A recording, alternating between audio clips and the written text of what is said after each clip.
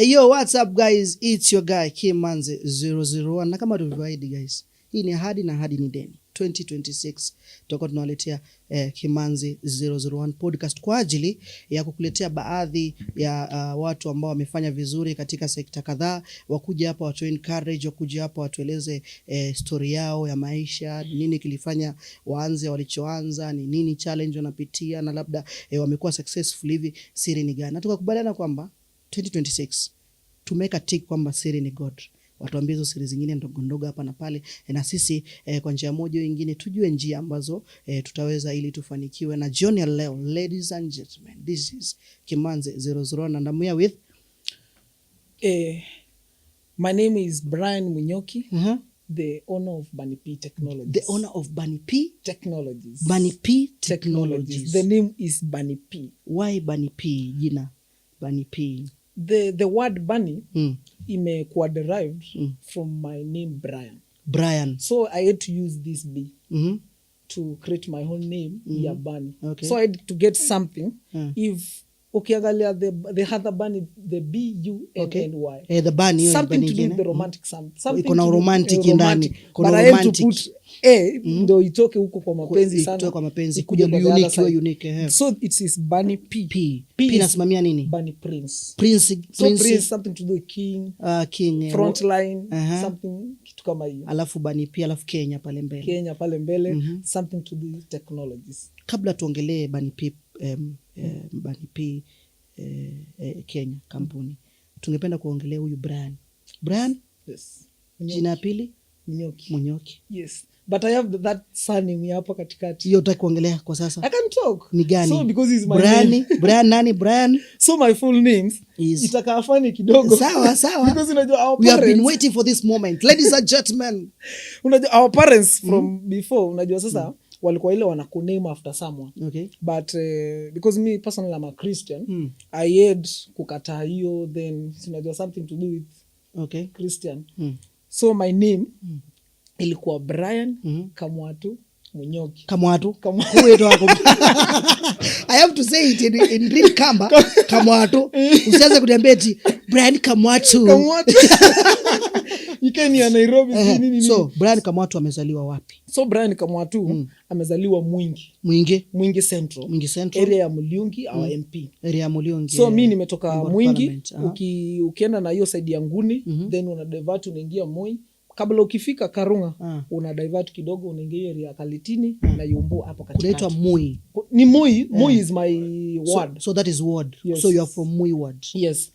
Area ya Kalitini location. Okay, Kalitini. Umesomea bado Moi ama umetoka nje ya ukianza masomo? Mimi nimesoma my schooling imekuwa a bit wide because somehow tricky. Mimi nimesoma shule mingi sana. Matatizo. I think ni kama nile break Guinness World Record. Kwa hivyo wewe so guys, ladies and gentlemen, basically tonight ndani ya podcast tuko na jamaa ambaye ame break the record kwa kusoma shule nyingi sana. Tuanze na shule ya kwanza. Right away.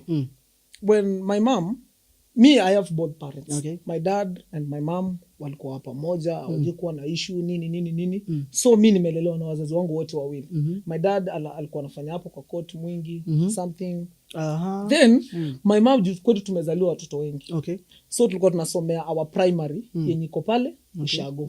So mama wetu alikuwa yani hatakuwa mbaya vile, pesa ilikuwa but by then unajua wazazi hata wakikuwa na pesa aje hawakuwa wanajua hii soft life sana. Kweli. So ilikuwa unapata mama anatutumania kama gunia za cabbage, bando ikiwa hata hataki kwenda kununua bando kwa supermarket, anaenda anachukua mahindi anasiaga kama gunia mzima ya unga, anatutumanishia nini. So hakukuwa na shida ya chakula.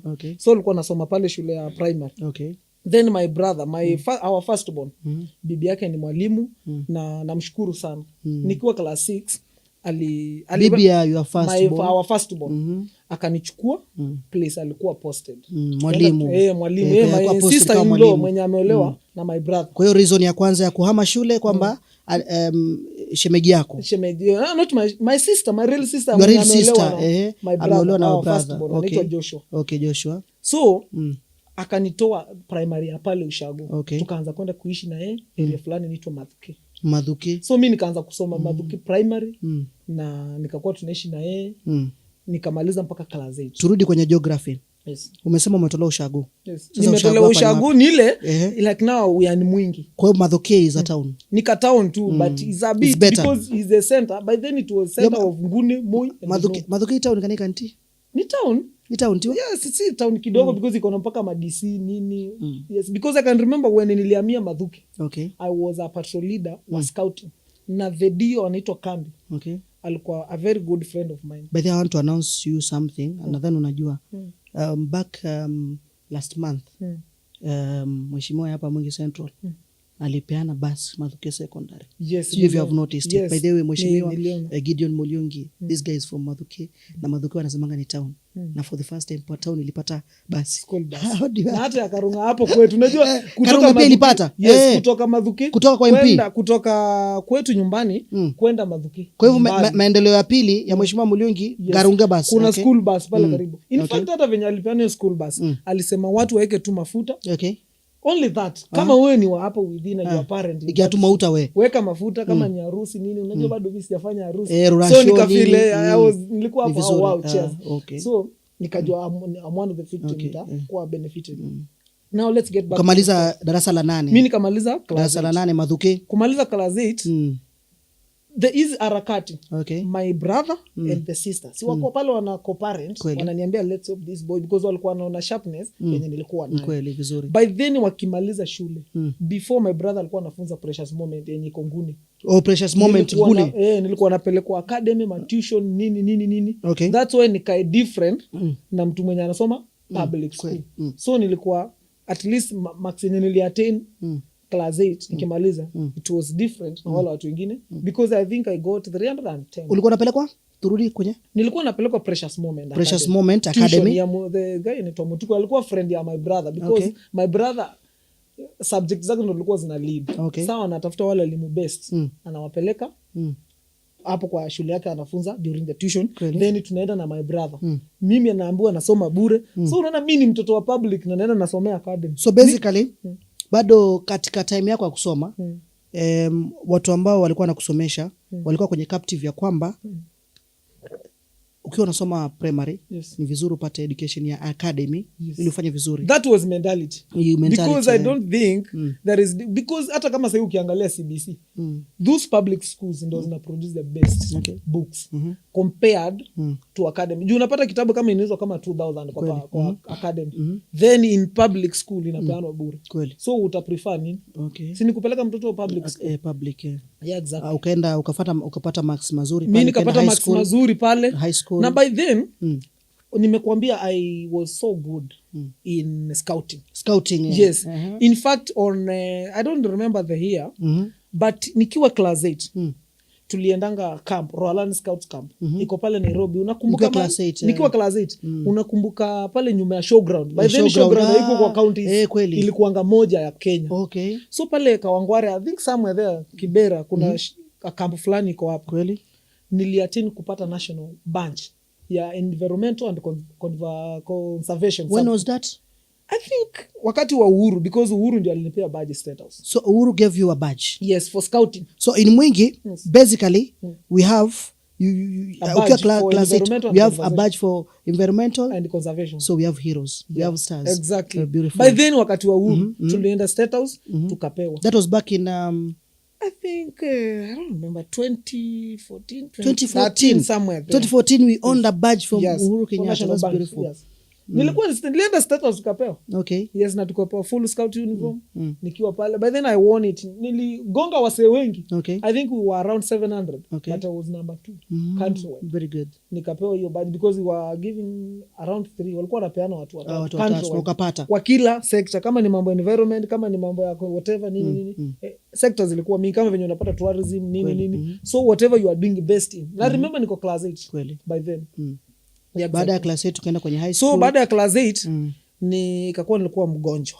Kuna kidole nilikuwa niko mgonjwa wa mguu. Nikakuwa siwezi vaa closed shoes na raya. Nakumbuka wakati wetu raya kwenda secondary ilikuwa nikuvaa hizo kiatu nini safi. Then nikakuwa tunapishana na my mom.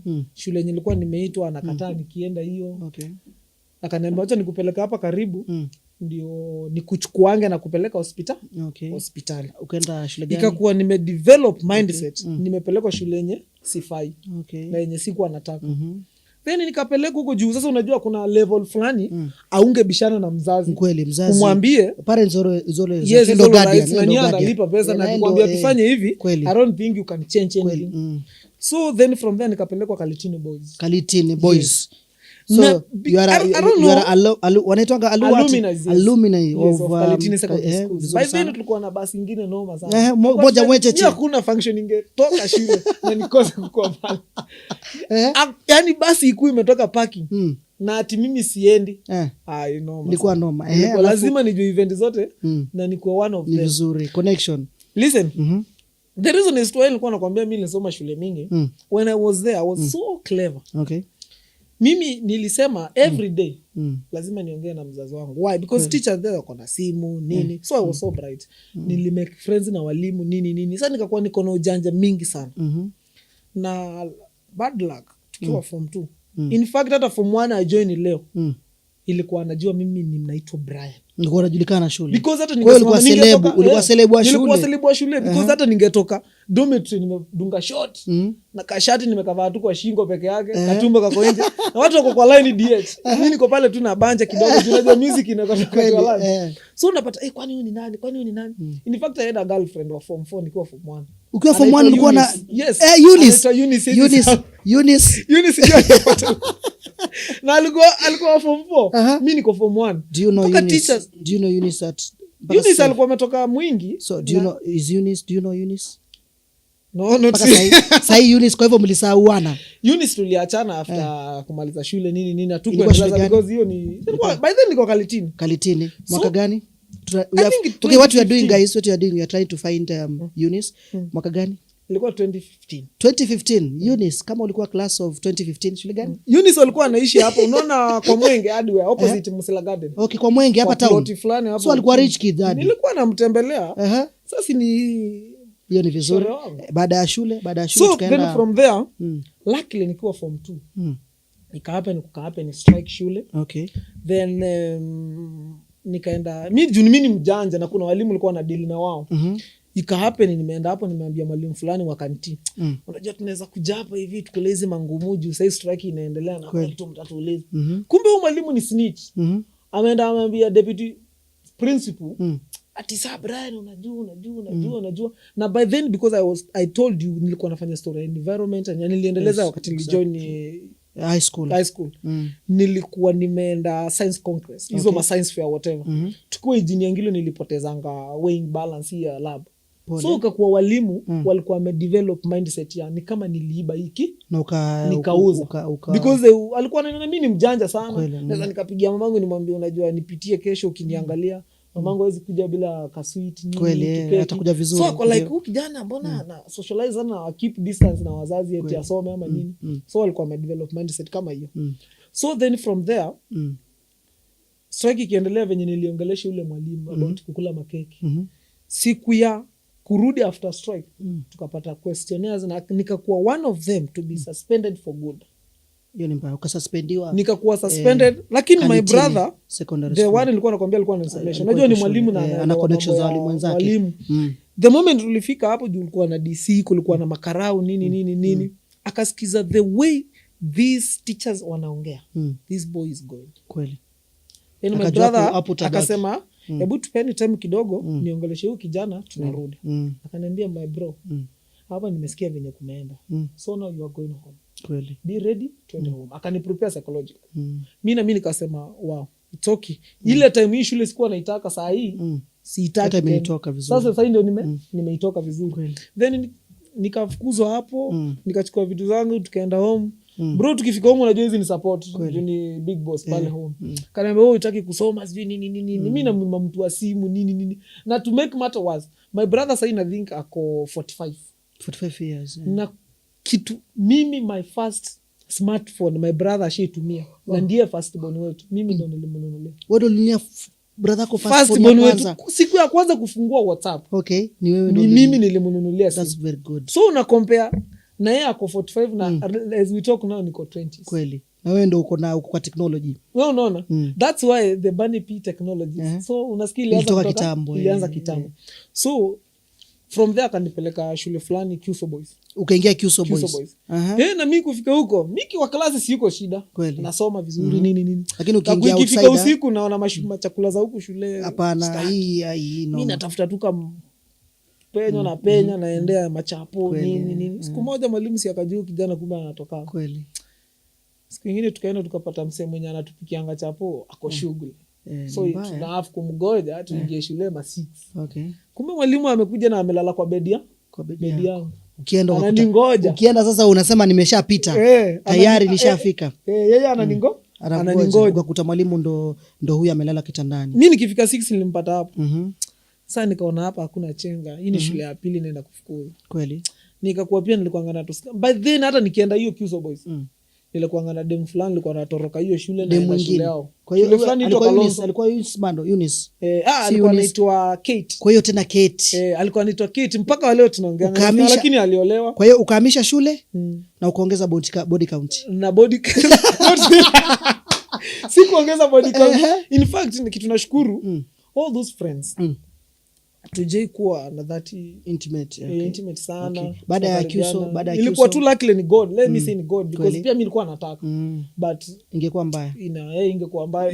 Baada ya Kyuso briefly. Baada ya Kyuso nikatoka hapo nikaletwa shule fulani hapo Thika. Kyuso Boys, my brother alikuwa anafanya kazi huko kwa petrol station. Bado ni high school hiyo? Yeah, ni high school.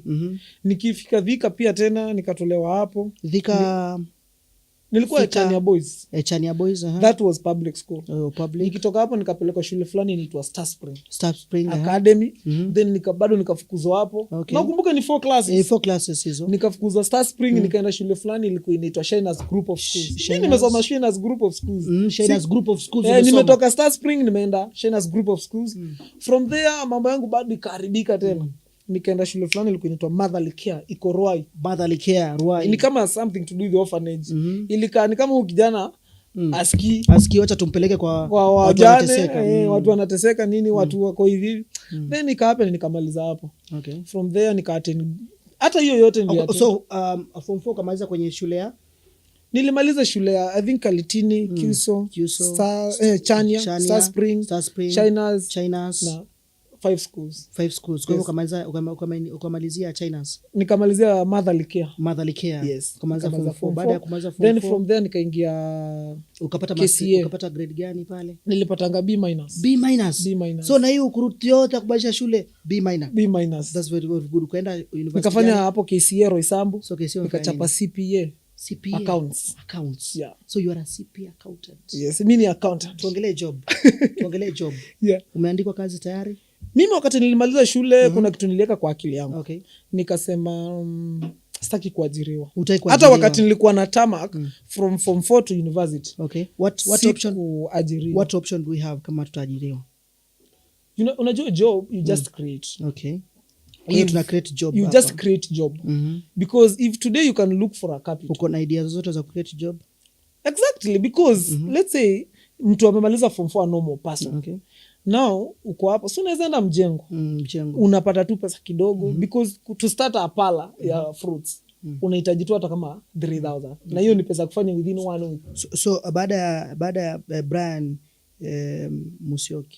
Munyoki kumaliza KCA pale akapata akanani CPA, nikachapa accounts zangu kazi huko mimi nikamaliza kwa pale kuna a lot of mathematics na mimi staki unajua someone who is sharp ataki something in a strain sana kweli na kwa hiyo ukaamua kufanya nini baadaye? Mimi nikamaliza pale then nikatafuta tu vendors kadhaa nikamwambia now I need to join my industry. Mimi na feel I need it because my brother alikuwa ana insist nifanye accounts. Okay. Because some of watu ma account wana believe what ukimaliza unaendea makampuni unapata mamilioni. So basically wewe kusomea accounts it was a captive of a belief by your family members and your guidance.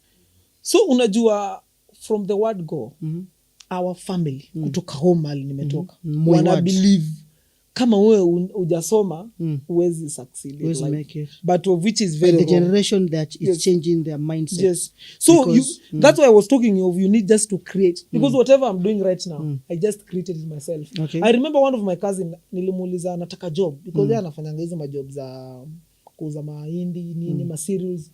akaniambia my friend siwezi kupea kazi, just go and create job. So what kind of firm are you looking for to open?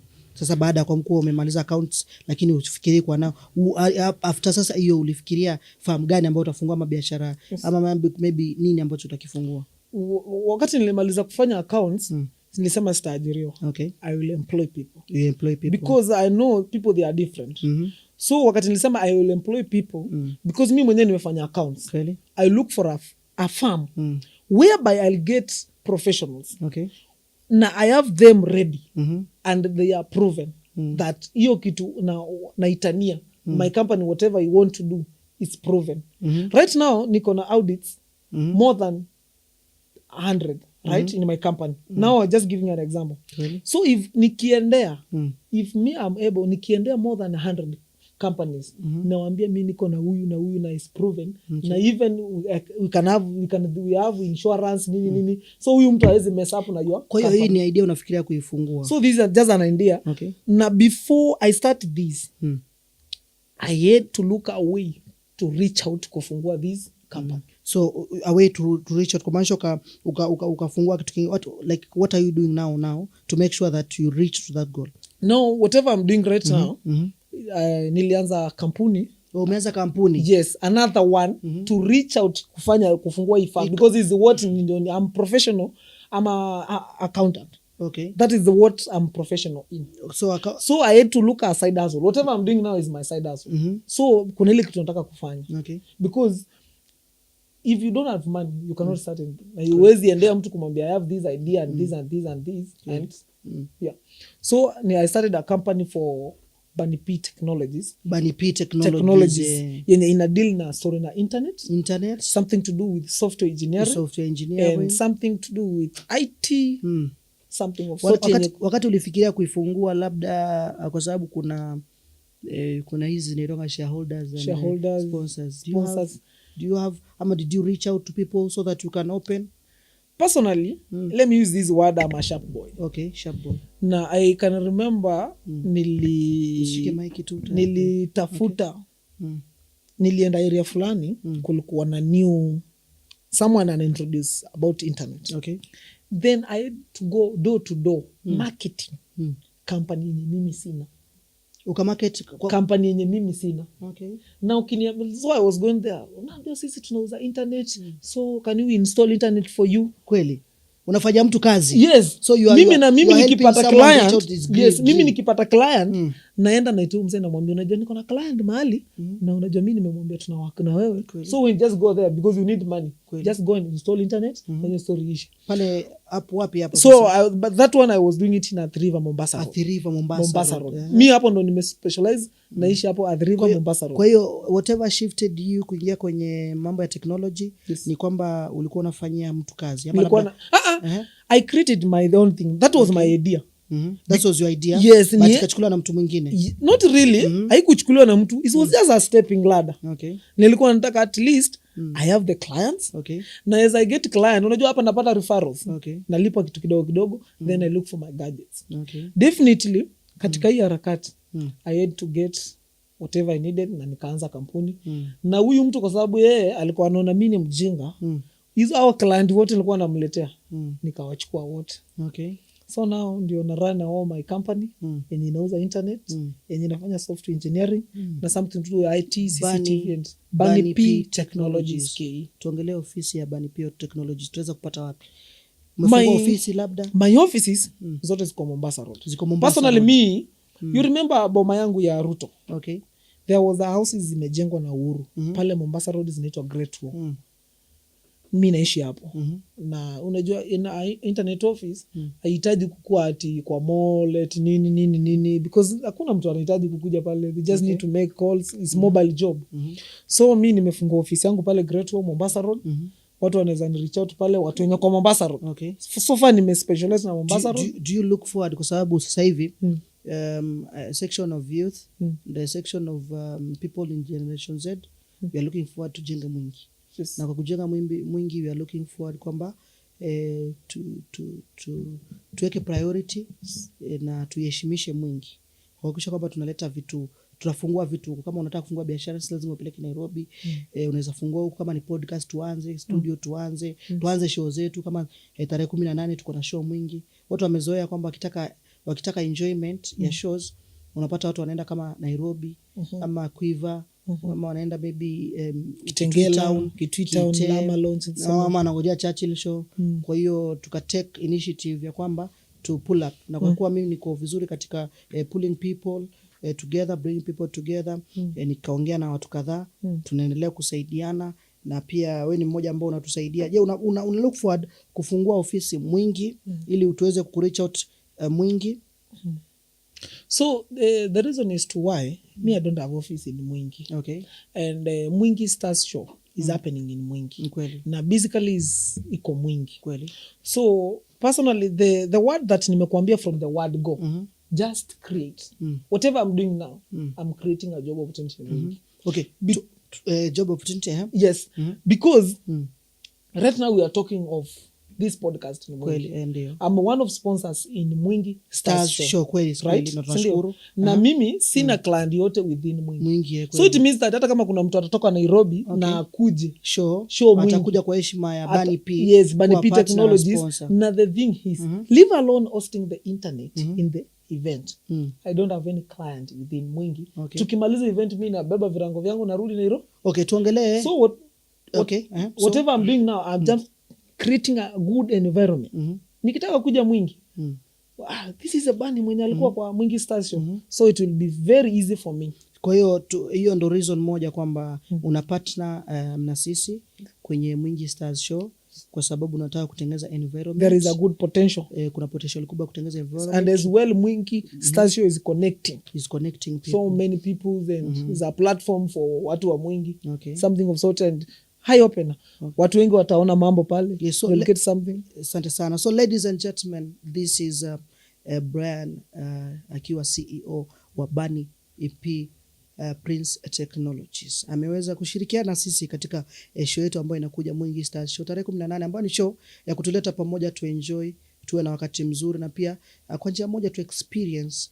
greatness, kwa sababu sio lazima tuende nje ya Mwingi ndio tupate tutemesi, lazima tuende tuende tungoje Churchill show ndio tuweze kupata entertainment. Na akachukua fursa hii kupartner na kusponsor Mwingi Stars Show tarehe 18. Tutakuwa na Bunny P, team ya Bunny Prince itakuwa pale kuhakikisha kwamba inatupea all tech benefits, all technology benefits will be there live kabisa, bila chenga. Bunny P, tutata tuongelee importance ya internet to today's life. Right. You know, internet faster than the future. Okay, is the future. And I don't think there is anyone in this world that me internet unless they literate people. Kweli. Na pia wao wanatamani sana. Wako like, I wish I knew this. Kweli. Unaona? So if right now internet ina connect people Kweli. for one, ina create job, then it's doing a lot. Kweli. I think internet is the future. It's everything. Yes, right now. Kwenye Bunny Prince Technologies Kenya, unadili na internet. Yes. Tuongelee jinsi gani ambayo unapeana internet, kwa sababu tunaona kwamba kuna kitu kinaitwa packages. Njia gani ambayo unapeana internet, ama labda kwa bei gani na kwa njia gani? Okay. In my company Bunny P Technologies, we give best and reliable internet. Kweli. Pale Mombasa Road. Currently pale Mombasa Road. Unaona kutoka Mlolongo all the way to Makutano. Ingia ni kama unaingia na Joska. Currently you have heard of Joska. Currently providing internet, reliable internet. Reliable internet in Molongo. Yes. Tuongelee packages sikwaje. Right now tuna provide a very reliable internet along Mombasa Road. Okay. We give a speed of 5 Mbps without FUP. FUP stand for Fair Usage Policy. Unajua kuna mtu atakuja akwambia nimekuwekea 100 Mbps. Kwa hiyo internet iko na policy. Kuna policy fulani pale ya mchezo wa town. FUP. Fair Usage Policy. Fair Usage Policy. Hiyo ni mchezo wa town. Hizo vitu. Hiyo ni mchezo wa town. So the other guys basically the other name of mchezo ya town ya internet is fair usage policy. Yeah. Hiyo ndio mchezo ile because 5 Mbps without mchezo ya town usage policy. Mimi napeana 5 Mbps at a price of 1500 shillings. Then from there I give 10 Mbps at 2000. Then from there I also give 15 Mbps without fair usage policy at a price of 2500. Na then from there is another thing inaitwa dedicated is whereby kama podcast kama hizi tunafanya nini vitu kama hizo so it's whereby unapata mse anataka something which is so dedicated anataka internet yenye ni strong so unaenda pale unamdungia kama 100 Mbps 50 Mbps saa mnahesabiana kama Mbps moja nitampeana. Mbps means megapixel megabytes per second speed of the internet. So that's why unapea mtu kama mna agree kama moja ni 200 another one is 300 hivyo. So then from there utengenezewe tu kidogo. In the meantime, ladies and gentlemen, tuko ndani ya podcast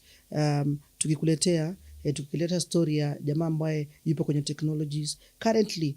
Ni mwana wa Mwingi, amezaliwa Mwingi, amesomea Kalitini Boys, akasomea KUSO, baada akaenda Nairobi akamalizia akapata grade nzuri, akaingia kwenye university akasoma akapata vizuri, lakini baadaye akaanza biashara yake currently Bunny Prince Technology ikiwa ina operate pale Nairobi Mlolongo. Swali ni je, watu wa Mwingi tutapata matunda ya Bunny Prince Technology?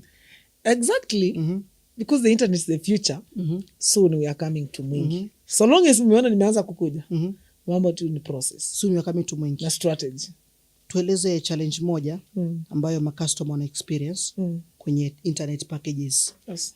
But before nikuelezee the challenges za internet. In internet kuna something we call PPOE and hotspot. Hotspot is whereby kuna hotspot and PPOE. Na PPOE. Yes, double P O and letter E.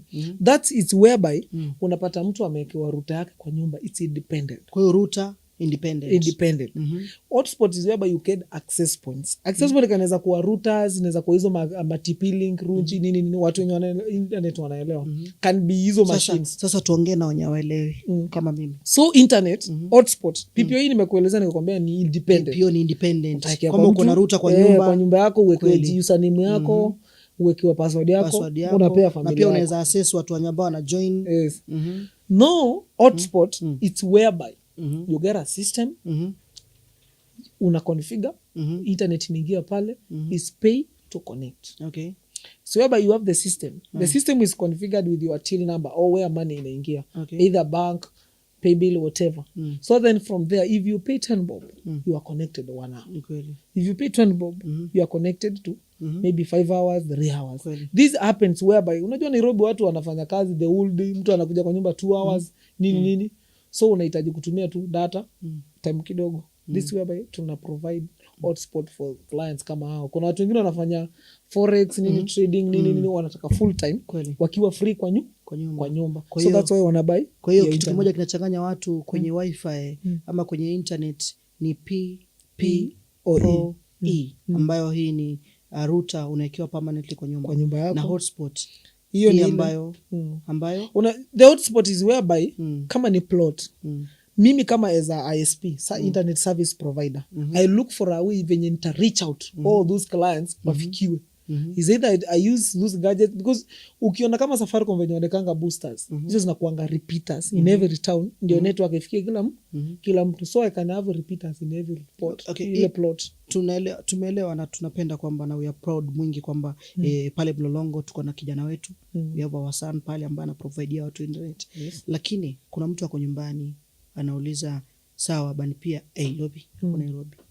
Labda kuna challenge ambazo unapitia na labda how do you overcome them? Challenge za Bunny P technology. Challenges, one, kitu ya kwanza ni stima. Yes. So stima is a challenge. So Kenya Power. Wanenjoy monopoly. Wanenjoy monopoly. Another thing, like now is a rainy season. Kuna mtu ako nyumbani ajui maana monopoly. Monopoly is whereby kampuni ni moja tu inatupea moto. Kwa hiyo Kenya kampuni ni moja? Yes. Kenya Power, kwani kuna ingine unajua? Does it mean hakuna mtu amefikiria kufungua another farm ya power? Yes. Kenya wana enjoy monopoly. Monopoly is whereby one person ana supply nini Kenya Power. Kenya Power. Yes, stima. So whereby kama sasa wakati wa mvua. Yes, uko na backup ya generator ama stima. Let's talk of solar. Challenge ya solar ni hakuna jua. Mtu wako Kiambu utamwambia atumie solar itakuwa mbaya. Haya. Let's talk of generator. Mtu ni mkulima mdogo anataka kuset up hotspot ya worth 50,000. Huyo mtu utamwambia atatoa pesa ya generator ama kwanza atanunua internet. Ngumu. Unaona? Na pia generator huwezi weka kwa plot watu wako wamelala. Kweli. Unaona? Iko na kelele, iko na vitu mingi nini. While stima, have you get narrative ya stima kupotea? Haifai kupotea. Ni ile kilowatts zikikuwa kidogo wanasema wacha tuzimie mwingi. Kweli. Wacha tuzimie. Kwa hiyo technically wanasema makusudi. Stima haifai kupotea. Kwani ni nini? Kuna kitu umeita kilowatts zikipungua ama ile ni kama tu storage yao. Okay. Sikuna hizo storage zao kwa nazo. Okay. Wanakuja wanaangalia mwingi inatumia maybe 100 kilowatts. How do you overcome challenge stima? Stima inaweza potea. For no reason. Hakuna pause tumeona imeanguka, hakuna mvua, hakuna nini. So how do you overcome it? Ama bado hujapata njia kwa overcome? Kuna batteries fulani za kampuni fulani hapo Kalikali. I don't know to mention them because sababu hajanilipa ni market. Kweli. Any challenge, any other challenge ambayo iko? Challenges zingine ni supply mwenye anatupea internet. Kwa hiyo kwenye internet kuna supply. Unapata kuna downtime. Na client huku mimi niko na client like 5,000. Okay. Wote wanataka kunipigia simu. Okay. Without knowing I'm getting internet from another seller. Because right now unaweza ona kampuni ya wholesale na kuna producer wholesale and the reseller. Okay. Ule seller wa mwisho kabisa mimi ndio huyo sasa. Sasa company like Liquid si imetoka majuu ndio inapitisha wire kwa ocean chini. Wanakuja wanatudropia internet hapa Kenya. Wanatuambia chukueni na wholesale mkauze. What if wire imeguzwa na meli huko ama Nyangumi ikipita? So utafanya nini? Itabidi tungoje. Na yeye client hapa ako like why? Nimelipia. Na unafanya nini? Na yeye amelipia. Yes, ako right. Sasa hapo ndio unapatanga wash inaingia unanyonga simu kidogo. Sasa utafanya nini? Hizo ni challenge ambazo zinapitiwa katika Banipay. Na unaendelea vizuri katika kuzi overcome. Tuongelee future vision. Future front na vision ya Banipay ni gani? Right. There is a company inaitwa Connect. It's based in Kasarani. Company inaitwa Connect. It's based in Kasarani. Because let me ask you one thing. Ni time gani unaspenda hapa kwa nyumba? Time ni kidogo. Tunalala tu tunaamka. So if you compare the PPO yenye nimekuelezea kuwekewa ruta kwako ulipange monthly na the hotspot ya kulipa ile wakati umekuja. Unaweza prefer kutumia gani according to your time? According to my time, kama ni cheaper yenye niko yenye nimefika, yenye natumia wakati nimefika. Yes. Kama ni cheaper, I'll choose you. So my vision is ni make sure everyone the way unafikanga Kadhonzo ni Makueni, unafika Sekuru huko kwa Kalonzo, unafika Kalisasi huko kwa Muliungi, unaenda kwa Charles Nguna, unaenda Meru kwa kina Mutai Kaiga, unapata kuna network ya Safaricom. My future is my hotspot yenye unalipia ikue everywhere in Kenya. In short tunasema kwamba mtu akitoka nyumbani anaweza lipia. Yes, ukiwa everywhere in Kenya. Kazini. Ukiwa hata ukikuwa kazini unaweza lipia. But so it means that ukilipia ukiwa kwa nyumba, pia ukiwa kwa kazi unaweza tumia. Very good. But it's my Wi-Fi hotspot. Okay. Ladies and gentlemen, this is Banipay. Future Front. Future Front Vision. Kenya nzima. Ifikiwe na Bani Prince Technologies.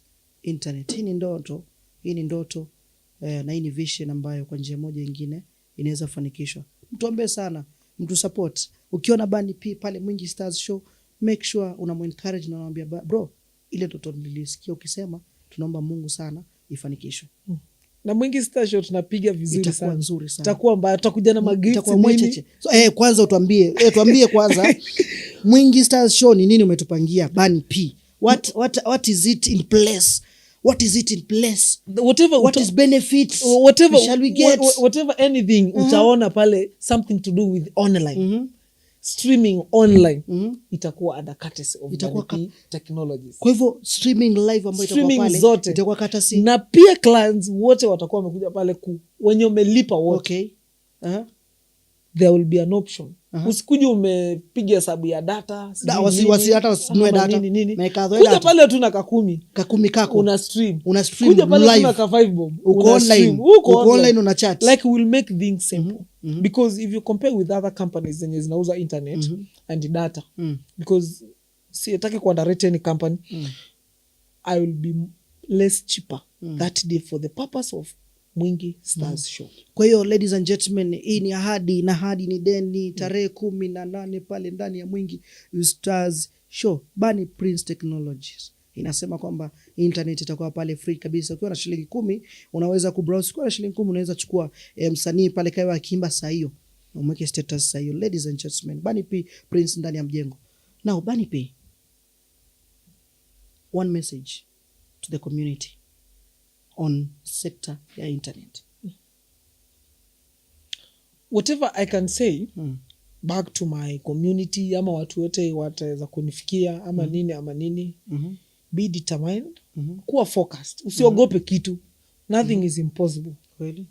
You can unlock any impossibilities because kila kitu inaweza happen na anything it can happen. Kweli. Because right now whatever I'm doing, if it were not to kusema saa hii I'm planning to do this and this, ndio nikuje nirudie my accounts and whatever to have a company, because whatever I'm doing now naendelea kupanda ngazi yangu. Kweli. Tukufika mahali.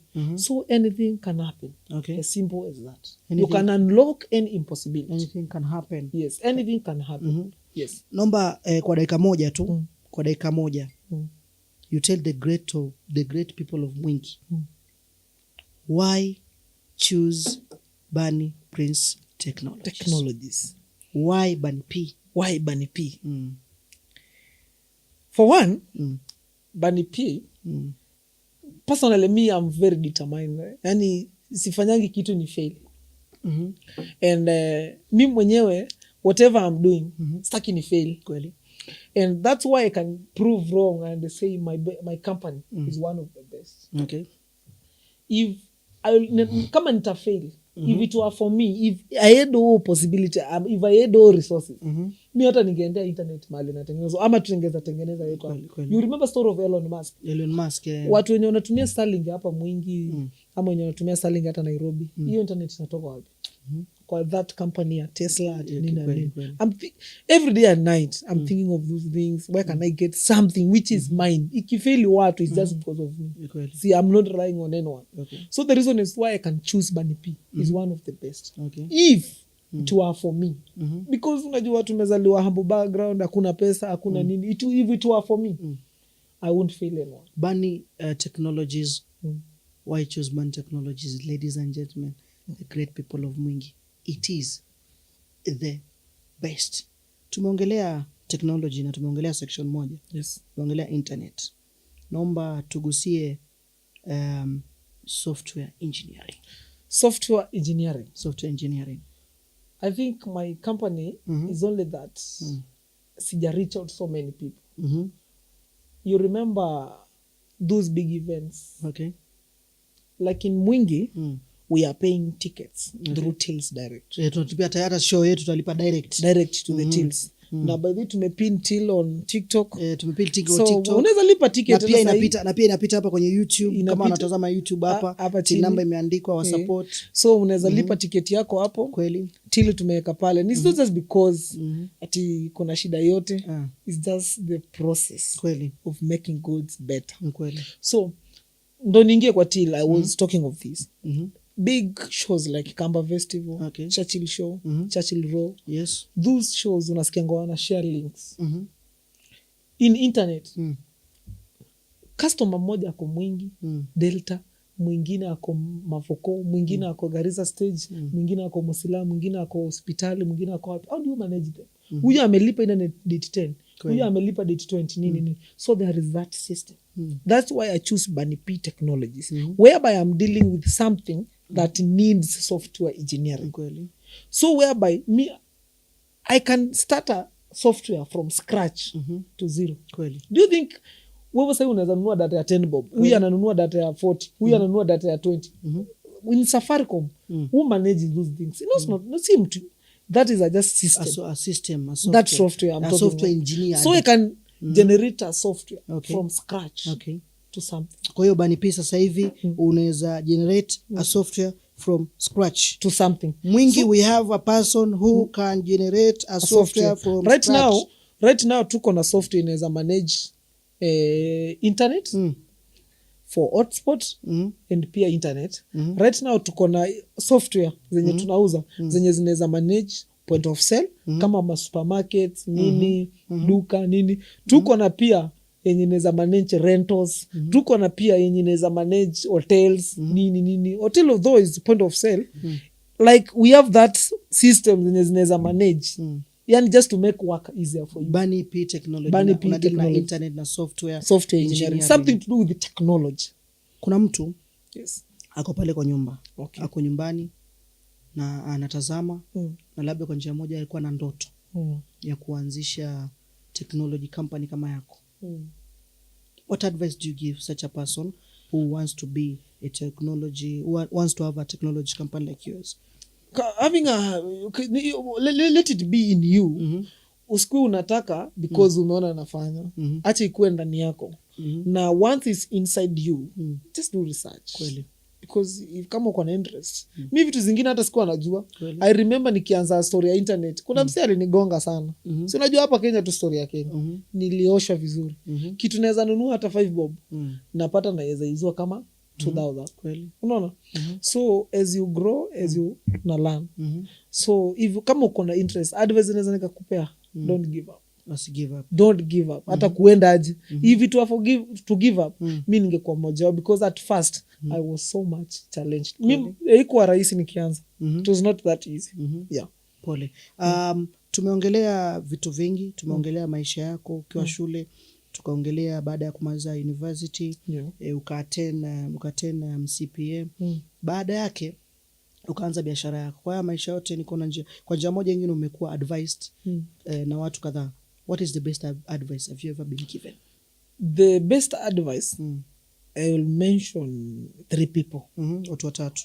One, wamekushauri the best. Yes, one, I got it nikiwa mdogo. Okay. And I got it from one of my family members. Is my brother. Naitwa Joshua Munyoki. Joshua Munyoki. Yes, I think ni rafiki ya MP.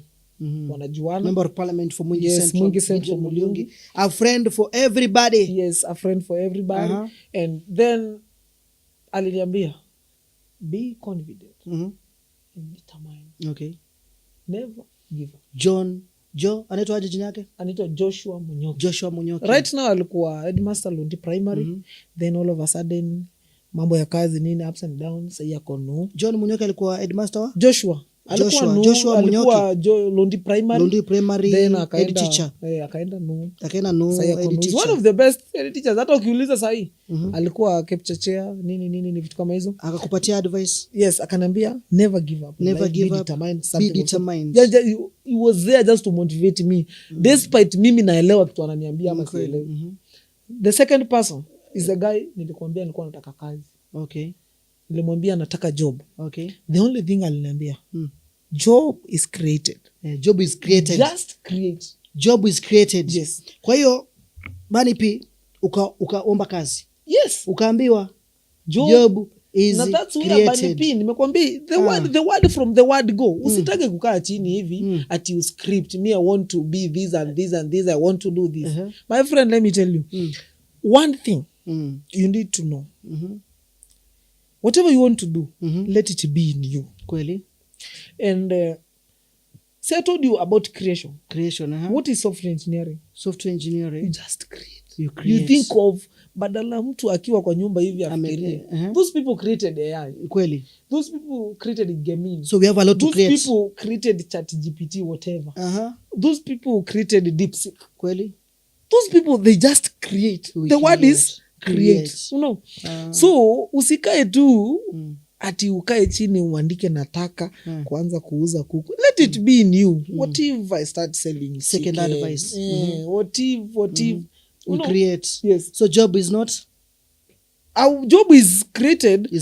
Usihitaji ati uende uajiriwe ati ufanyiwe nini something of sort. Kweli. The other thing is the other advice kapata kwa nani? Juzi tu I was working wa our MP Karen Golf huko mahali anaishi. You working for member of parliament for Mwingi? He's a very nice guy. And mi nilimreach out kwa simu tu. Gideon Mulingi. The local I am. Yes. So basically the member of parliament for Mwingi Central, in you fact, reach out kupitia simu. Unajua our MP akona agent every, I think it is a location. Not basically agent ama coordinator that is. Akona coordinator kila location. Every location. Unaenda unamwambia nataka kitu na kuuliza wewe ni wapi. I was like, kwani namba MP? Si ni wetu. Kwani si ni muitishe. Si ni muitelie. So, I had kuitisha namba yake. Then nikamchat, MP, unajua mwesh mimi nafanyanga hivi na hivi na hivi. Na in fact, I took waste time. I even have chats here. Okay, very good. Nilimuuliza, I do this and this and this. Unajua kitu alinijibu? Kuja kesho. Na akanitumia pin. Wow. The member of parliament for Mwingi Central. Mwingi Central. You can imagine. Daktari. Sasa mimi. Honorable. Now, you can imagine the Mimi and the honorable, the Arctic. Kweli. The honorable Gideon. The Arctic. You get it? We have a new name in town. The first the thing Arctic. And I'm sorry to say this, the first thing venye niliingia tu kwa nyumba because I was doing something. Si mambo yangu ni internet. Mambo ni internet. Niliona the Arctic. Yenye amechora jamaa amechora zimetengenezwa. Is the Arctic that one. Daktari ule. So yes. Then I was like, wow. So this is the MP. Sai wacha ile na crowd. Wacha Simba you. Ekana naona. You can imagine that. Ekana naona kutopaka. Ekana naona maendeleo. Akocha na huyo. Mimi tuna deal one on one. Mimi na MP. Okay. Then I was like, wow. Mwesh. Na hata nanga story mingi ati ile eti mtu maana kabisa. Hiyo wifi ndio iko na shida just to fix. Nikimaliza around 2 hapo. Mwacheche kichele mtu wangu. Kichele. Kwanza unapewa cash. Ukaokota. Tena mpya. Hana pesa mzee. Yaani unajua ni kama I feel like MP ni yule mtu ambaye unajua is a senior in today life. Let's talk about in today life. Ni senior, a very senior person. Kweli, is a very senior person. Yes. Tuongee in today life. Unaingia kwa hotel wanakujua, you don't need to talk. Yes. Just sit. Wanakuletea ile yako. Unajua ni mtu anaingia kabak. Hata wenye bag wanasema, "We, kuna noti pia." Kuna noti pia. So after there, I was you're telling me to the best advice I got.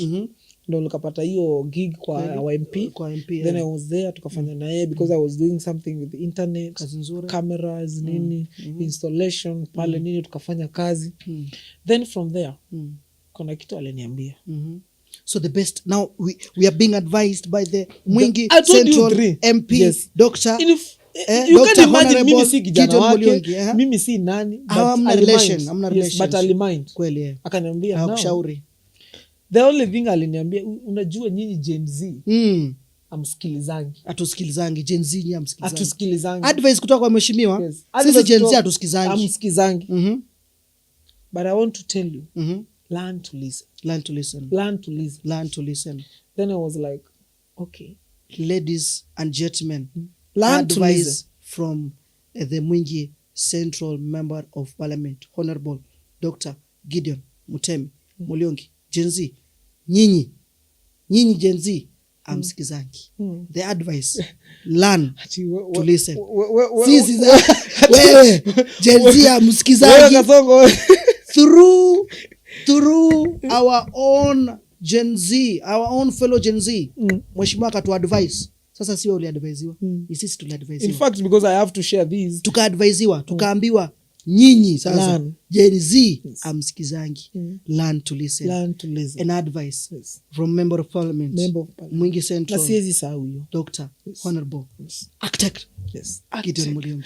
I proved it person. Unajua if sasa hata ukizunguka hapa Mwingi and ask ni nani ashawa interact na MP akakuwa ako concentrated na yeye. It's very few. Kweli. Na hata kama wako my friend, my level is different. I can say ni vizuri kwa kuwa unafanya kazi nzuri, ni good. Yes, whatever I'm doing ndio imenifikisha hapo. Let me not say I'm so smart, but whatever service I'm giving. Bunny P, yes, hiyo ni ushauri ulikuwa umepewa na mheshimiwa, ukapewa na brother yako na ukapewa na rafiki yako. Yes, kwa dakika moja Bunny P, kwa heshima kubwa, advice mtu wako nyumbani, advice mtu ambaye anakufuatilia, advice mtu ambaye anakuona wewe kama kioo cha jamii, advice mtu ambaye anakuona wewe kama role model jioni leo.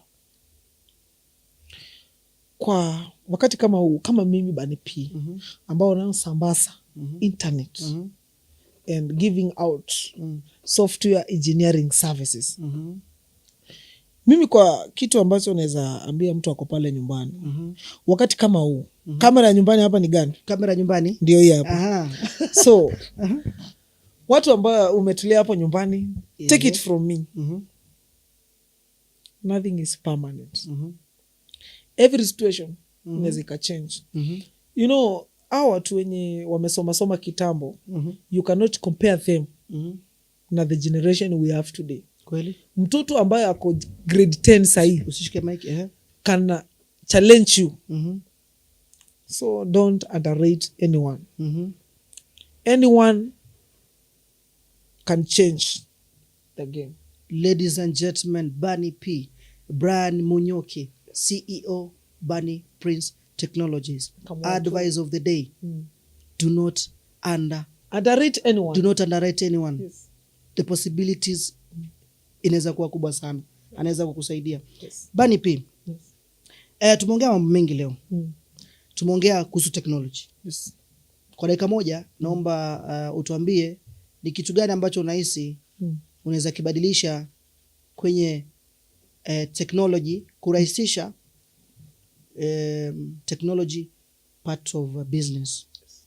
Kitu kimoja ambacho unahisi kwamba unaweza kibadilisha. The thing is, whatever I'm doing now, nimekwambia nafanya software engineering. Kweli? Now if you go to like supermarkets, I'm not the one ilianza na strategy point of sale. Kweli? But I'm doing that thing. I can do a point of sale. Sai imagine everything in a supermarket. Wewe ndo unakuja ku price. Unaweza cram all things in a supermarket. Not really. Si kweli. So if the internet is the future. Kweli? Because if I create software, inahitaji internet. Kweli? So that link up inaendana vizuri sana. So there is this thing I wanna say.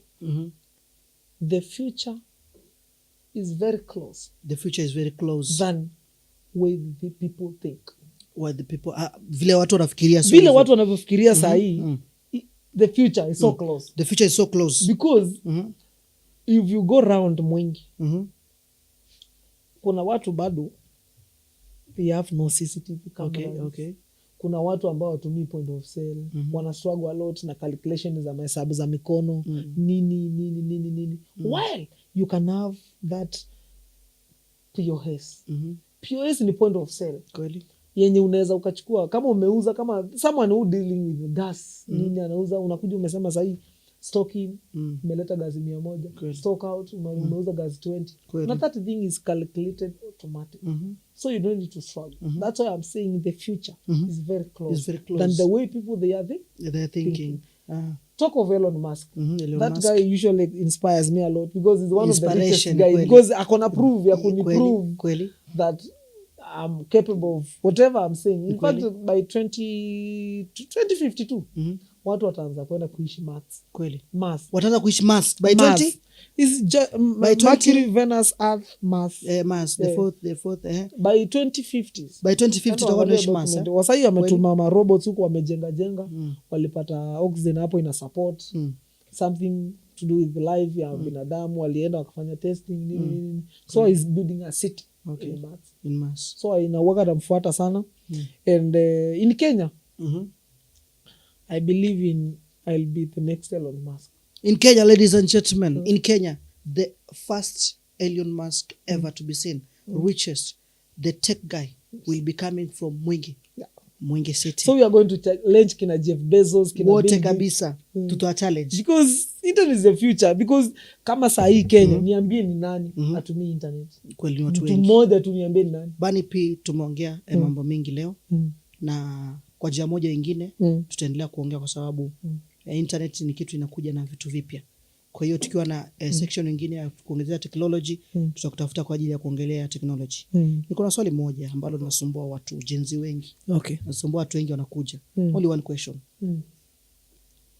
Do you have to hang out with big fish to succeed? Okay. Hanging out with big fish. I have so many friends. Wewe kuna big fish una hang out nao ambao wanakufanya usucceed. Kwanza, do you have to hang out with big fish? No, not really, of course. Wewe kuna kuna watu ambao kwa Kenya usidanganywe na mtu yote, even your brother, hata akuwe tajiri aje. Even those people you think that ati mimi sasa nikikaa hivi nikipatana na Churchill sasa tupige video tini post itaenda viral. My friend, ni ngumu. Kwa sasa hivi big fish nadhani mtu ambaye anafanya vizuri.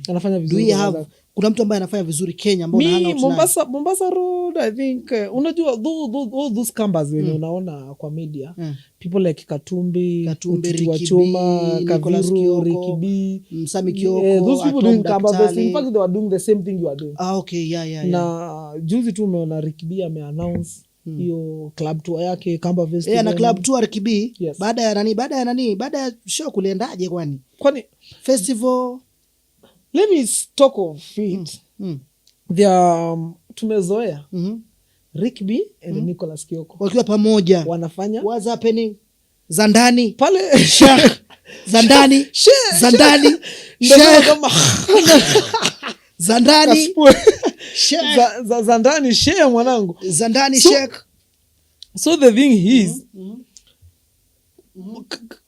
whatever is happening I think is something so serious. Okay. Because today I was going through my phone nikaona WhatsApp. Okay. Ricky B amepost hiyo tour yake it's the Australia tour nini and previously walikuwa wameongea na Nicholas Kioko. Kweli I think there is a problem. Kuna shida mahali collaboration yao na vile ilikuwa fit bana jo. Hata sasa ina wameanza podcast, kila mtu ameenda podcast yake. Kila mtu anafanya juzi Ricky B amefanya Jieke Tavern. I don't know ni kiki ama ni something they are doing. Ricky B did a club tour in Jieke Tavern, the whole tavern. Na juzi Nicholas Kioko ametangaza yake iko wapi? Na tumeona Ricky B amepost club tour zake na Kamba zote. Ndio sasa kama hakuna mahali tunaona, hakuna mahali haja no, I don't think Nicholas is copying because Nicholas is so humble guy and Ricky B is as well. Those guys they are my G's. Na tunaongea nao. Kweli. So I think unajua Maima kuna nyimbo aliimba na Nondo Toyando. Maima. Na Nondo Toyando. I think these guys they are being people. Okay. Now the thing I can say chance given. Sijui kama wanaweza nisikiza juu mimi watakusikiza. Kwanza sasa hii actually Ricky B kuna podcast yake anafanyanga na wasanii na pia nani ameanza. Nicholas ameanza. Nicholas Kioko kuna ule jamaa mfupi mweupe ule sio anaitwa aje? Commentator. Na if chance given I think sisi ni binadamu. Nondo Toyando. You think unakumbuka Kioko kuna contract alikuwa amepewa na Wavinya. Bana jo akatoka doka shit. Aliyopita si ndwele. Hata kama aliyopita shwali na kutuna ina Wavinya. Mondo rana ngote tena. Na hiweziki. Na governor hiwezi. Ameenda mpaka extend yake ni wa Maria anamuaddress pale mbele anamwambia mama so tikana kaike hitu. Unajua limited Sami Kioko actually this thing guys I'm telling you. Sami Kioko is the one behind Mingi Stars. When we started siku nitaifanya podcast nitawaambia. But the story behind why I started shows basically because nilianzia Mombasa na baadaye nika-encouragewa ni kuje Mwingi is because akina Sami Kioko encouraged me very well. The encouragement I got from akina Sami Kioko it was on next level. Basically Sami Kioko behind yake akuna watu wengi ambao wana encourage. All of a sudden anaambiwa lipa Kioko, anasema etio sifanyangi hiyo kazi Ken wa Maria jika wewe usu nyandwe kwa you are the county governor. So everything you are in charge. Yes, mimi kama Banipi Technologies mimi leo niko hapa. Again and again. I don't know mimi ni nani ama mimi ni nani. Lakini bro, let me tell you something. Hatuwezi kwa Kitui County. Yes, hatuwezi kwa sisi ni wa Kitui sawa. Hatuwezi kwa Kitui County na baby governor amepea tenda alafu aanze kusema eti si kazi yake section yangu. So what I'm saying here please Honorable Wavinya Ndeti. Tafadhali. Tafadhali. Ndaya sinengane. Na ibila siko kililo. Tafadhali. Ibila jimbo kililo Wavinya Ndeti. Nyene nezala kwa kukinani. Imwa. Kinani? Na kwa kwezi wakita White House neza. Ziyo mwaka na imwa. Na nundu tuyo wandu. Nundu tuyo zao. Tuandru maimazio. Tafadhali. Shulikia mwana. Kakabizi kukebe. Ketu ketu kabizi. Nundu yue. Evasa mikioko. Kweli. Uniform mwitu wekea ovi kuangamea parade. Mama mwa. Chatu mawane wa nise mikioko. Mama. No woni ano we atobete akwika umwano. Akwithwa ilie. Superwoman. Nakibedi. Ebesa mikioko ngai wati. Kalonzo. Imagine. Tutete balabe wa bini. Mwa Kalonzo party leader. Ebeka mwana gero. Alafu kindu kingi. Man tuweka wa muzisho every month. Kuma tu anengwe tenda ya Machakos yangama oyu simpi au simpu tukwacha next show ni lini hata anashinda kutujibu. So the story was Nundu Tuyando Ken wa Maria, there was time alikuwa anaongelea story ya Sami Kioko. Lipa anaongelea Lipa kijana nagu Sami Kioko wewe uko to perform ye mwingi stars free kwa kutetea numa mwingi twengeze tobo tetea na tuambia kumuita show tu hiyo sitawalipisha 100 tafuteni 50 by the way Sami Kioko kuna place ni alikuwa anafanya video zake ile wakati alikuwa anafanya tu high school wakiwa na Tom Daktari kwa Kamesota by then ile ndabaka audition ndabaka audition walikuwa wanafanya hotel fulani inaitwa The Holiday huko Athiriva huko somewhere. The guy anaitwa Nzioka is my friend na tuliongea naye kweli kaniambia ataskuma. The story was is it hanging with big fish? Tukua kwa hanging with big fish wanaweza wakakusaidia make you succeed. Mimi hang out now. There was a time but mimi kitu ilinisaidia nilianga na Sami Kioko na kina Tom Daktari wakanipea idea ya sianze kitu yako juu nilikuwa ndapo na simp nataka kuperform. Tom akaniuliza haya sawa nichekeshe. By the way nilikuwa Mombasa nika simp Sami akakuwa hizi niongelesha akakuwa yeye mambo yake akona stress za mtu anakuja alafu stress zake bana stress za tajiri anakuja anaambiwa Sami stage ile enda 19 million tuweka hata mashida za 19 million akaniambia ongea na Sami na Tom Daktari. Kwa Tom Daktari akaniambia unakuanga funny nichekeshe. Sasa ikakuwa gumu but with the time Mungu akasaidia. Does hanging with big fish make you succeed? Ricky B, Nicholas Kioko, MC Chiki hao sasa ni wasee wangu and I've been with them. Umse unamwenda unamwambia help me I have this niko na hii na nini anakuuliza what can you offer? Right now mimi naweza kuwa na run a level of maybe 100 Gs 50 Gs nini. I remember there was a day like today I'm your sponsor. Mwingi Star. Asante sana. There was a time firstly wakianza Kamba Festival pale Westlands Marana waliniambia ni wapay a lot of money. Yes, it was worth kupeana hiyo pesa but sikupata hiyo chance. One thing that's hanging with this guy nilipata anything. So kukuwa na yeye juu akona pesa hakuna kitu atakupea kweli. So lazima ukue level lazima ukue uingie katika sponsors pia lazima uingie katika level yake. So if you want to be a big fish you must be a big fish as well you. Okay, tukimalizia naomba nikuulize swali moja la mwisho ambalo ni critical. Tuko kwenye technology. Kwenye technology tuko na mambo ya software engineering, tuko na internet. Cyber security. Gusia kitu kidogo kuhusu cyber security. Cyber security has been problem and the problem is lack of knowledge. Lack of knowledge. Only that. I don't think umepatana nao wasesi kama zonyana. Most of time wanatumia YouTube and WhatsApp. Mtu ameakatuka WhatsApp kako, amekwambia nitumie QR fulani, I link the WhatsApp. Unapata whatever you are talking of, yeye ana. Let's talk it very lightly. Tusiongee kitu iko so deep. Kweli? Most of watu wengi wanadanganywa Facebook. Wanapata mtu account yake ya Facebook imeenda, account yako ya Instagram imeenda, watu wanaanza kuomba pesa wale watu wenye ni karibu na wewe. Because if I see today umenichat WhatsApp, unaniambia hey bani, help me with 2000 nitakutumia. Definitely naona huyu ni kima because is the account yake. Unajua nitakutumia pesa. So problem is lack of knowledge. If umeona anyone coming to your account anakwambia need these and these and these and these stories hapa na pale, don't dare. Kweli. So cyber security the only problem inasumbua watu is lack of knowledge. If everyone anajua vizuri nikitishwa hii I'm going to lose this, nikitishwa hii naenda ku lose hii, no one will share. Naomba ni request kwa niaba ya Mwingi, can you organize something? Okay. Kwa kuwa umesema shida ni lack of knowledge, can you organize something ni Mwingi tusaidia upcoming youth na pia wazee wenye wako na ambao wako interested na kwamba hawataki siku moja wa fall into a trap of cyber security. Can we organize an occasion whereby we come and give them knowledge? It's okay. Na pia unaona kwa show I'll make sure there is those banners zenye ziko na those details nini something to do with cyber security.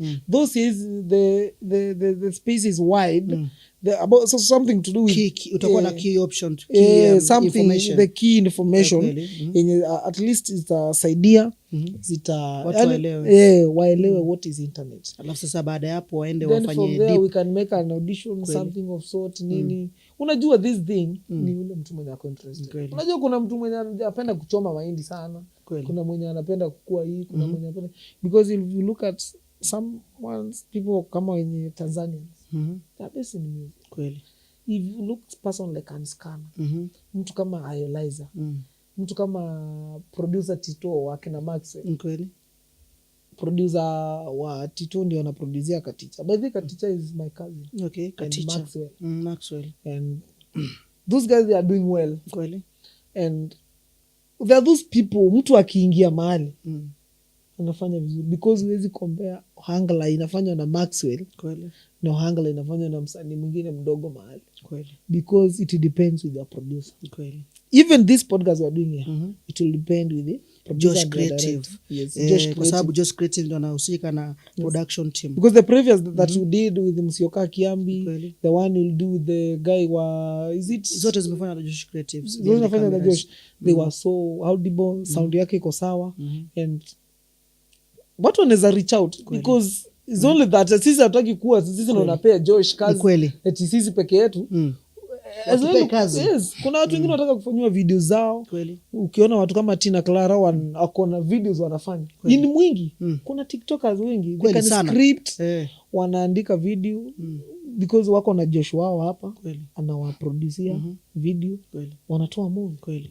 Ladies and gentlemen, jioni ya leo ndani ya podcast tumekuwa na kijana ambaye anafanya vizuri kwenye technology akiwa ni mmoja ama ni mzao hapa Mwingi, born in Mwingi, but kwa njia moja nyingine akaanza kazi yake pale Mlolongo na anafanya vizuri so far so good. Tumeuliza swali, je, tutapata hizi benefits za Bunny Prince Technologies? Na tumeshauriwa na tumeambiwa na mwenyewe CEO hapa akasema kwamba Saturday tarehe 18 April ndani ya Mwingi Stars Show as a partner sponsor collaborating with us atahakikisha kwamba tunapata benefit pale kwa kuhakikisha kwamba Hotspot itakuwa pale kwa bei nafuu. Bila kusahau ndani ya podcast behind the cameras Josh Creative kwenye production wanahakikisha kwamba sauti inatoka vizuri, wanahakikisha kwamba kamera imechukua vizuri. Ukitaka kuwapea kazi, wanakufanyia wedding, wanakufanyia event zote, drone wako nazo, light wako nazo, hata usiku event ikifikisha usiku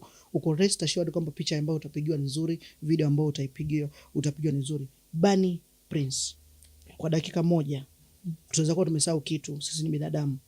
Tunaomba closing remarks. Hello my guys, this is your boy Brian Munyuki aka Bunny P Technologies. I usually call myself as a aka, also known as Bunny P Technologies, because most of my clients call me Bunny, and also my friends they call me Bunny because the company that I'm running. The closing remarks that I have. Thank you MC Kimanzi nashukuru for hosting me. Karibu tena. And also giving a chance because I might be having money all the resources and nini and chance given. Thank you for hosting me for your Kimanzi 001 podcast. Then as well giving a chance to be one of your sponsors because I will also nashukuru sana kwa kutusponsor. Asante sana. Thank you very much kwa kuwa one of your sponsors. Karibu sana. As well. God bless you. Na nitajaribu kutafuta nani Ken wa Maria nimwambia akuja atuchapie Mbonamendo Kwa Nzoka. Kubaje kula tu biota. Thiadi nzoka. Mzolex.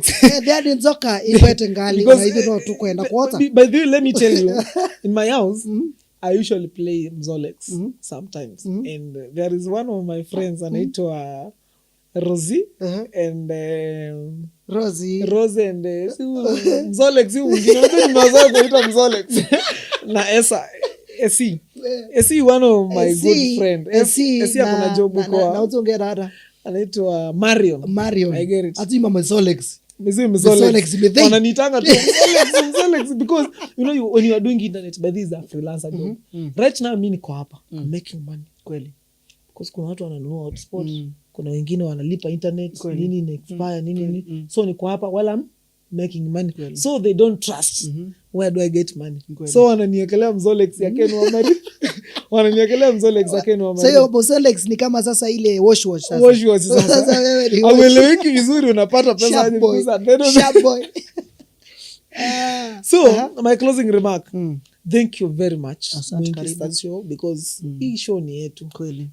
Umesikia mara mingi kina Sami na Tom Daktari wametutangela ile wameruka mbele yetu wako like kaani kaitu kweli because it's me, it's you, producers and all my friends when you behind the scene. And to make it happen is not matter of us because like today if you tell someone like Rick B hype this show without MC Dama hawezi, itakuwa ngumu. So people they are there cutters of Rick B kweli. People they are here cutters of Nicholas Kioko kweli. People they are here cutters of Tom Daktari. Kwa hiyo behind I'm not giving them platform but they are doing good kweli because someone like Musyoka Kiambi that guy is doing very nice. Anafanya kazi nzuri sana. Anafanya kazi nzuri sana. Niliangalia hiyo previous podcast mlifanya. It was very nice. That guy is a good comedian. Alikapitia. So big up all my friends when you come through.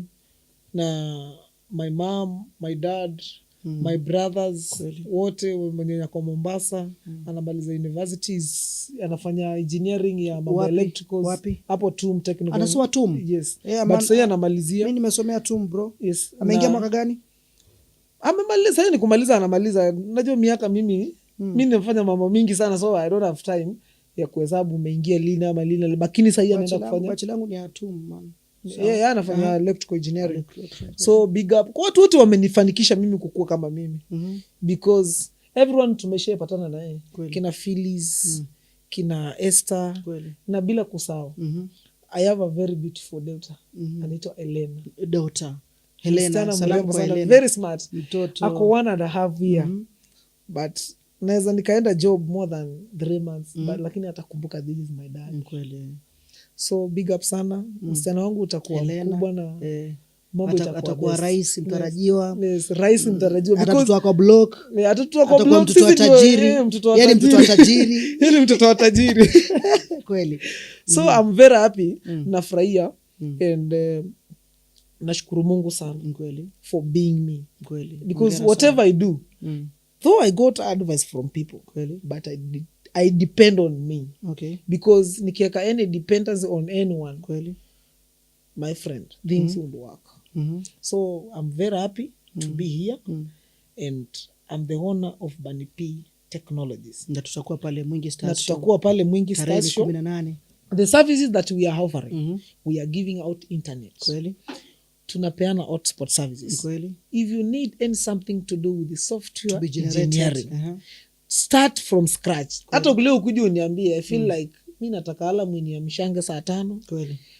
We also have that system yenye ni ya shule. Ndio. Tuiambie piga kengele saa 5 kweli. Piga kengele saa 6. Ndio. We can even install speakers in classes. Kweli. This is standard 7. This is grade 7. It's time for lunch. Kweli. We can do that. Kweli. So this is Bunny P Technologies. One of the best. Kweli. Mwingi number 1. Kweli.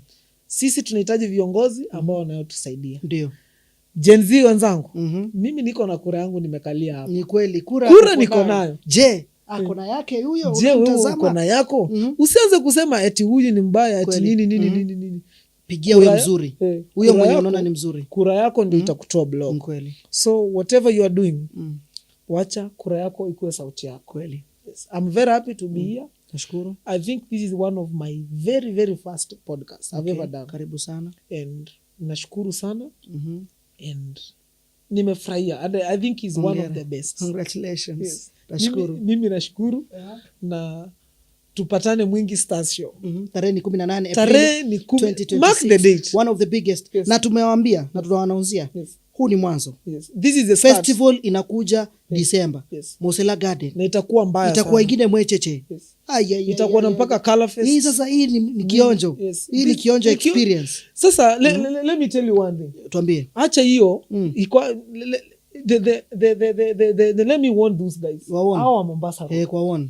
Acha hivyo mnafanya mambo yenu hapo shagala bagala, you are giving tours and whatever. Kweli. Mwingi, we are coming for you. We are coming big. Even Churchill. Big. We are coming for big, you. we are coming big, yes. Maze. We are coming for you. Lazima tujenge Mwingi. No, najua the thing is, atuongei just for defamatory ama anything of that sort. The thing is, take care. We are coming. Tunakuja. Yes. Tunakuja in a bigger way. We are going to make it. No matter the CEO Kimanzi 001 of Mwingi Stars ama nini ama nini. Sisi tutakuwa behind the camera. Tuko hapo. The thing is, I'm not a sponsor to make this happen, but there is a sponsor, another one and another one. Tuko na Mkopa. KCB will be there. Tuko na KCB na kuja. Tuko na Patonic Cyber, tuko na Samtush, kina Msioka wako pale. Na Msioka whatever is doing right now. Foundation iko pale. Kweli. Those things zitakuwa kwa bana. I think bana inatoka by Tuesday Wednesday of 18th bana itakuwa imetoka. Tuta make sure tumecover all the way from Ngune Ukasi itakuwa nzuri. Lazima tufikie kila mtu pale kwa chopa yetu. Sisi tuko na 034 yetu itakuwa kubwa sana itakuwa kubwa sana. Ladies and gentlemen, jioni leo tumekuwa na Bani Api na tumeongelea mambo mengi, tumeongelea maisha yake kwa njia moja nyingine. Kama umekuwa encourage, congratulations. Kama kwa njia moja nyingine tumekosea, sisi ni binadamu, tumefanya kuwa inspired na tuko hapa kuangalia kama pia tunaweza inspire wengine. Kama tumekuinspire kwa njia moja nyingine, hakikisha una subscribe, hakikisha una comment, hakikisha una share kwa rafiki yako ili naye aone makubwa ama mazuri ambayo tumefanya jioni ya leo. Bila kusahau tarehe 18 Aprili ya mwaka 2026 tutakuwa pale Mwingi Resource Center kwa ajili ya Mwingi Stars Show. Ikiwa hii Kimanzi, behind wapo watu wengi. Behind tuko na Mkopa ikiwa inaongozwa na Charles Kadhuri. Behind tuko na Toto Center ikiwa inaongozwa na Eliza. Behind tuko na Samtush. Behind tuko na Patonic Cyber. Behind tupo na Josh Creative ambaye anahakikisha kama kwa njia moja nyingine event zote anakuchukulia vizuri zaidi. Bila kusahau behind the screen hapa tulipo tuko na Bani P CEO ambaye atakuwa kwenye show as a sponsor. Bila kusahau kuna sponsors wengine wengi ambao wapo njiani, ambao kwa njia moja nyingine watakuwa wanatusukuma kama vile akina Obitech Designs ambavyo amesponsor na amepartner kuhakikisha kwamba Mwingi Stars inakuwa successful. Bila kusahau wewe unayetazama, wewe ndio sponsor. Sasa wewe ndio sponsor wa mwisho mkubwa. Tu sponsor show yetu wa kulipa ticket. Regular ni 300. Advance ukilipa mapema ni 300. Ukikuja kulipa kwa gate tutalipa 500. VIP tunasema kwamba tuna imani Mwingi Stars imefika pale ambapo ni VIP itakuwa fixed. VIP ni shilingi 1000. Nunua mapema kwa sababu ukikuja siku ya show ni si rahisi upate VIP. Lipa tiketi yako mapema kupitia M-Pesa till number 49928804. Ukishalipia pale jina italeta Mwingi Stars na utakuwa umetusaidia sana. In the meantime, kwenye live ya TikTok tuko na watu 9 wamekuwa wakitufuatilia, wameshukashuka kidogo. Kama tunashukuru kwa kuwa hapa. God bless you. Kuna till number pale kama mmetokea kitu. Nashukuru sana. Tumeona Musa amesema that's my home. Asante sana. Comments zimekuwa nyingi, hatuwezi soma zote. Amesema msalimie Feli. Huyu ni nani Kim? Huyu ni Bani P Prince. Yes Kimanzi Mwango Kabula Mbingwe Mwangi. Ni Nyosu. Miss Mulei anasema good night to you too. Chris amesalimia 00 na kuona Kamwato Munyoki, anaitwa Engineer Steve, asante sana. Naomi Engineer Steve, asante sana. Naomi anasema nilikuwa Naivas kusikiza hiyo story. Tuko na Kamwato for me. Joan anasema Kamwato for me ni jina lake lingine. Joan tena anasema hi. Tunashukuru sana, by the way, thank you for being here. Ningependa kuwashukuru nyote ambao mnatazama na niwaombe msubscribe, niwaombe mshare, niwaombe mcomment na niwaombe tukutane ndani ya Mwingi Stars Show. Kwa haya tuna mengi. Karibu sana. baba, tumalize hii kitu bila kumaliza life haiziisha. Subscribe